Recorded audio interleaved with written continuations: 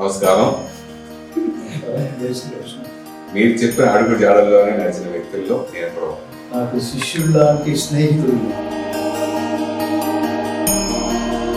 Award తీసుకోవడం అనేది మామూలు విషయం కాదు. అది దైవ సంకల్పం కావచ్చు, కానీ రాష్ట్రపతి అవార్డే అల్టిమేట్ అనుకుంటే, లేదా గిన్నీస్ బుక్ లో ఎక్కడమే అల్టిమేట్ అనుకుంటే, ఆ తర్వాత మనం చేసే కార్యక్రమాన్ని అయిపోతాం. దాని వెనకాల ఎన్ని కష్టాలు పడ్డారు ప్రత్యక్ష సాక్షుల్లో నేను కూడా. హరిని కీర్తించే నా నాలుక నరుని కీర్తించదు అన్నాడు. ఇప్పుడు ఆ మాట అంటే చంపేస్తాడు రాజు అంటే చంపిన పర్వాలేదు.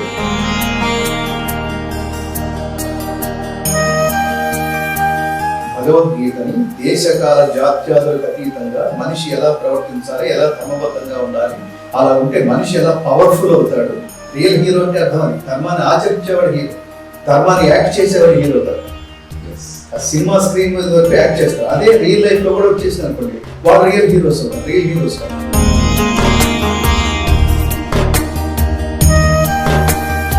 గీత నేర్చుకోండి, రాత మార్చుకోండి, ఇంటింట గీతా జ్యోతుల్ని వెలిగించండి.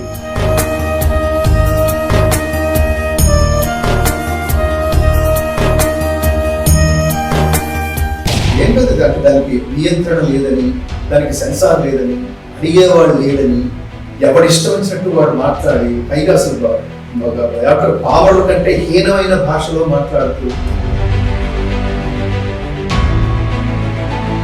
మీ జీవితాన్ని భగవద్గీతకి అంకితం చేయడం ఏంటది? అడిగే స్థితి నుంచి అడుక్కునే స్థితికి తీసుకొచ్చాడు కృష్ణ పరమాత్మ.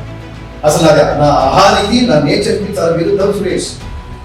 అలానే భగవద్గీతలకు వచ్చిన తర్వాత నేను అడుక్కోవడం మొదలుపెట్టాను. స్వామి ఈ షెడ్యూల్ ఏమన్నా 10 మందికి చెప్పి ఏదైనా సహాయం చేయించాను. కోట్ల రూపాయలకి పడగలెత్తే విధంగా కోట్ల రూపాయలు తీసుకుంటాను. ఈ అహంకారం నేను కోట్లకి పడగలెత్తాను, నేను లక్షల కోట్లకి పడగెత్తాను, అవసరమైతే నేను ఈ దేశాన్ని సైతం నేను కొనియగలను అనుకునే అంబానీ సైతం ఒక దశలో కింద కూర్చుని కొడుకు స్టేజ్ మీద మాట్లాడుతున్నప్పుడు నేను ఎన్ని లక్షల కోట్లైనా ఖర్చు పెట్టాను, ఆస్తి మొత్తం ఖర్చు పెట్టాను, కానీ నేను సిద్ధంగా ఉన్నాను, వీడి హెల్త్ బాగుండేది అని అనుకుంటే బాగు చేయించగలుగుతున్నాడా? ఏంటది? ఏది మన చేతిలో ఉన్నట్టు, ఏది అహంకారం ఉన్నట్టు, ఏది నేను అని అనుకోవాలి. నేను అనుకుంటే అన్ని చేసేయగలిగారు కదా.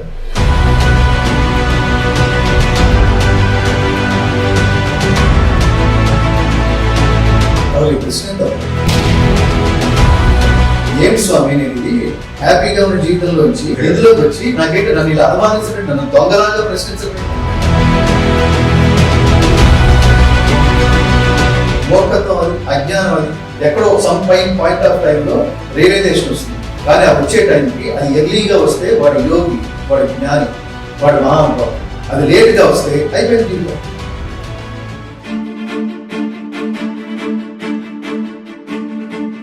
నాలుగు ఉంది కదా అని ఇష్టం వచ్చినట్టు మాట్లాడుతావు. నువ్వు ఏ ఎవిడెన్స్ తో మాట్లాడుతున్నావు? నువ్వు రా అకౌంట్ లోకి తెలుసు. మోదీ గారిని మీరు బాగా ఇప్పుడు చాలా సమయంలో చూశారు. ప్రభుత్వాలు మారినా ఇంకోటైనా కొంచెం దీని మీద కొంచెం చిన్న చూపుగా ఉంటుంది. వాట్ ఈస్ మోడీ అంటే 76 సంవత్సరాల రామ జన్మభూమి వివాదాన్ని పరిష్కరించి భారతదేశపు ఆత్మగౌరవాన్ని నిలబెట్టిన పరమ దైవభక్తుడు, దేశభక్తుడు మోడీ. అతను కాకపోతే పోటీ చేసే అవకాశం లేదు.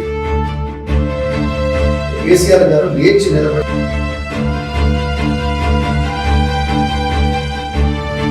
ఆ ప్రభుత్వం కూడా 10 సంవత్సరాలు మారిపోయింది. అది ఇంతవరకు ఏమీ జరగలేదు. నేను చాలా చోట్ల కూడా చెప్పాను, ట్యాంక్ బండ్ మీద అనేక సార్లు నేను ఆఫర్ చేసుకోవడానికి ఇలానే కంటిన్యూ అవుతుంది అనుకుంటున్నారా? మా మత సిద్ధాంతాల ప్రకారం స్త్రీ పురుషులు సమానం కాదు, స్త్రీలు పిల్లల కండానికి మాత్రమే పనికొస్తారు అని చెప్తున్నారు వాళ్ళు. ముక్కలు ఖండాలు విభజించి ముక్కలు చేసి నరికి పారేసి ఈ పార్టీలు ఇతర దేశాలకు అమ్మేస్తున్నారు. సిగ్గుండాలి మనం హిందువులకి.